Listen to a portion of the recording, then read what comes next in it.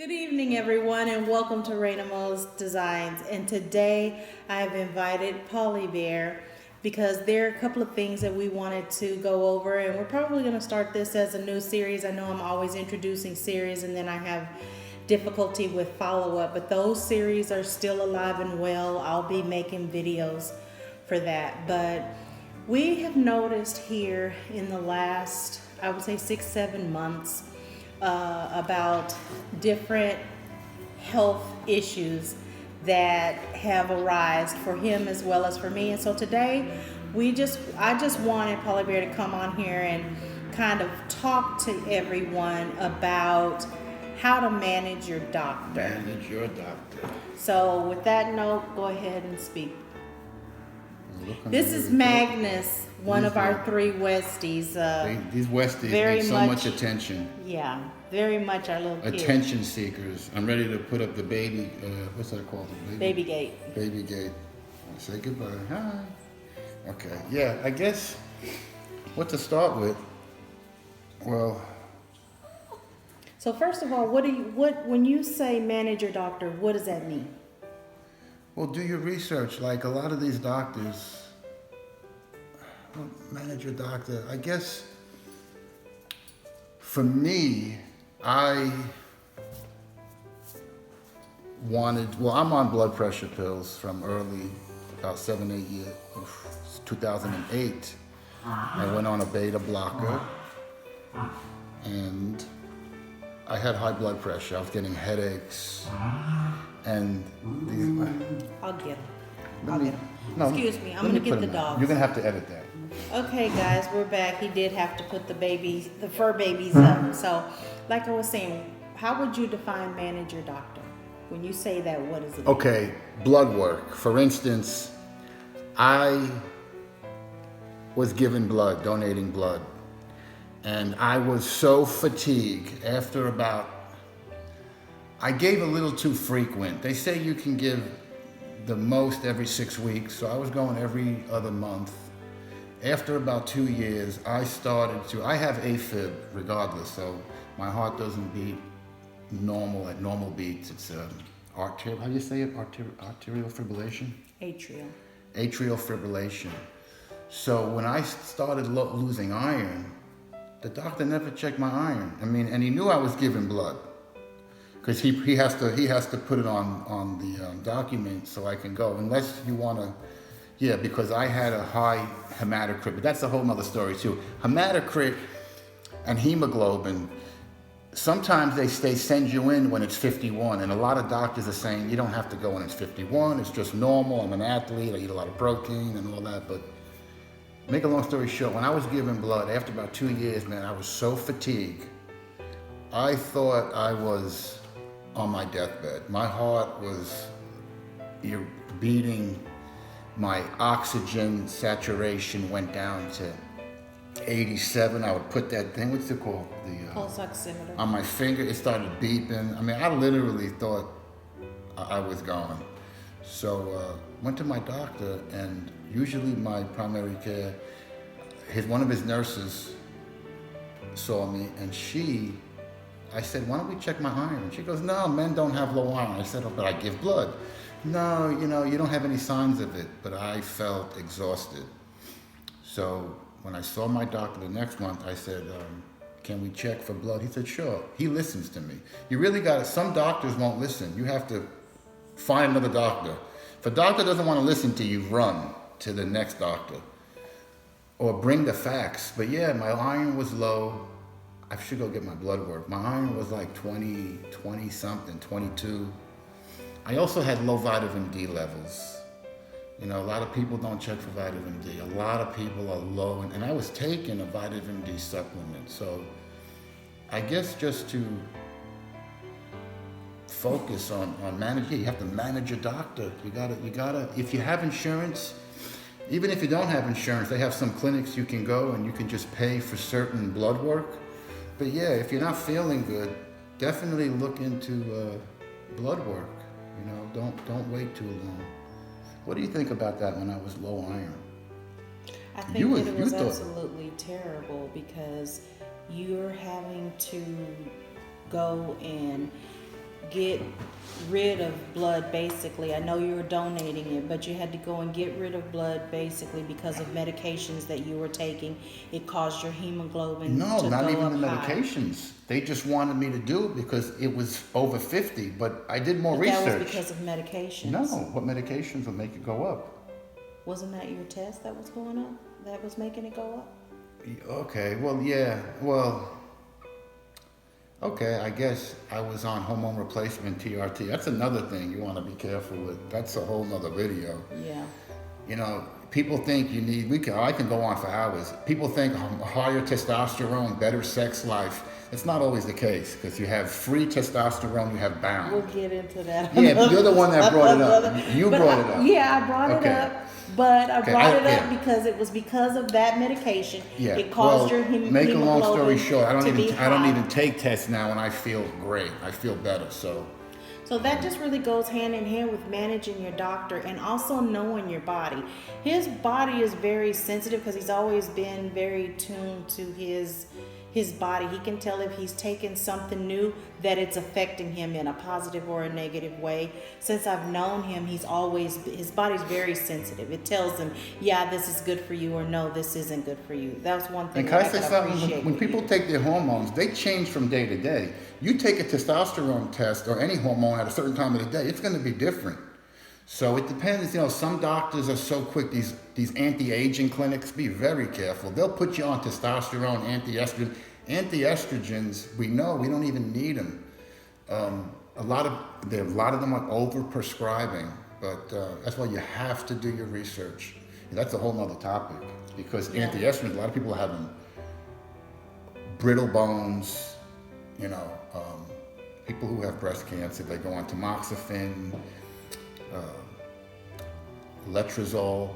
There's so many ones, and I know someone that has breast cancer, and she's concerned, do I take anti-estrogen? So you really got to do your homework. That's a whole other topic. But yeah, getting back to iron, you know, when your iron's low, man, I was anemic, and I feel bad for anybody who's anemic. My heart goes out to them. Yeah. Truly. You're anemic too. Yeah. Naturally. I stay anemic. Well, she has a lap band put in. I didn't know her when she got it put in. That's a whole other thing. Yeah, that doesn't Well, they have say you're not anything to getting do with nutrients. Yeah, but that doesn't have anything to do with my anemia. My anemia is because of my menstrual. I've just always had really bad, long menstruals that are bad. So I give her B12 shots. Yeah. She don't like them, but I use a little insulin. And I started taking B12, but now I don't need it because my B12 levels are good. So they have all these type of tests, saliva, right? They can check it. Mm-hmm. But yeah, just manage your doctor. You know, have you ever had a doctor that come out and will say, are you constipated? How are you going to the bathroom?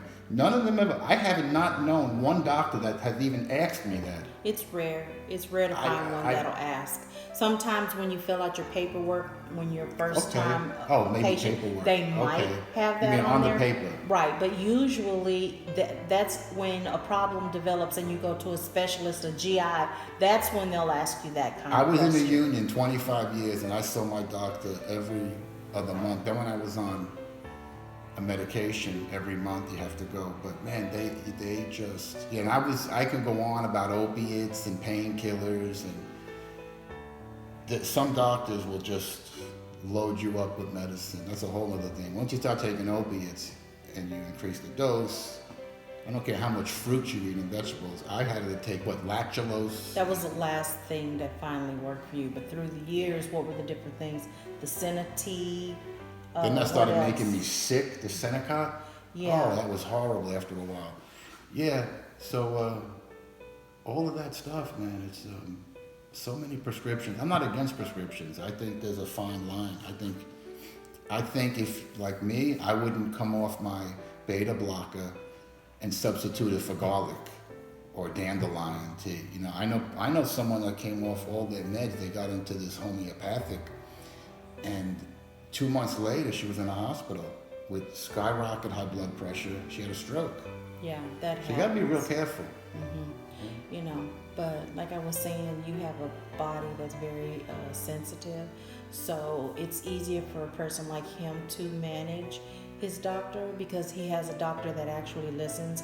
I can tell you for many, many years, I have been very sluggish, very tired, always cold. Obviously, I've been anemic, but it didn't matter how many different doctors I went to. It wasn't until I found Dr. Rodaniah, and he is all the way in like Port Arthur. We live here in Houston, in Tomball, between Texas City, where my house is, and Tomball here.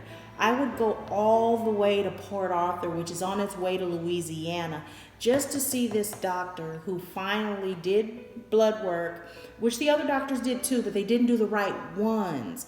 He listened to what I had to say. He's the doctor that actually put me on my thyroid medication probably about like 9 years ago. And it didn't matter that I went to an endocrinologist that saw that I had a goiter, and she refused to put me on any thyroid medication. She didn't feel that I needed it because my labs were at the low end of normal. But she used an ultrasound to see that I had a goiter. If your thyroid levels are normal, why would your body make a goiter? Why would it be enlarged? What's now a goiter? she's the one. It's when your thyroid enlarges. Is that what you have now going on? Yeah, I still have my. But you have a tumor. That's a different Topic? topic. Don't scare the people. No. So anyway, it wasn't until I went to a doctor way out in Port Arthur that finally listened to me, and he was just a family practitioner. But he was a family practitioner that specialized in sports medicine, had a lot of physically fit athletes that he treated, so he listened. And he's the one that gave me my start. Now I have a different endocrinologist who's handling everything for me. And he seems to be really good because he's got my diabetes finally under control. You got a good doctor. This one's Speaking good. of listening, I remember going to a doctor. He would just stare out the window. As I would talk to him, he's just staring. I don't want to mention his name, but you know who he was, the one who, he would just stare and write me a script and be on my way. Right. You don't want a doctor like that. You want one that listens. You know, and even if that means that one that you've been using for years, it might be time to say, thanks for everything that you've done for me, but I need to find somebody else that can take better care, because the doctors are supposed to listen to their patients and work with the patients, not just do what they feel they need to do. Nowadays, you have to be an advocate for yourself. You really do. Because if you don't, then you'll go years feeling terrible, having a health issue that continually gets worse, but you're seeing a doctor and you're under their care. How many that's months an did insult. I have low iron? Oh my God. It was like 5 months, huh? Like 5 months? I was losing weight. Once I got my iron back, I gained 20 pounds. Remember? I was down to like 190.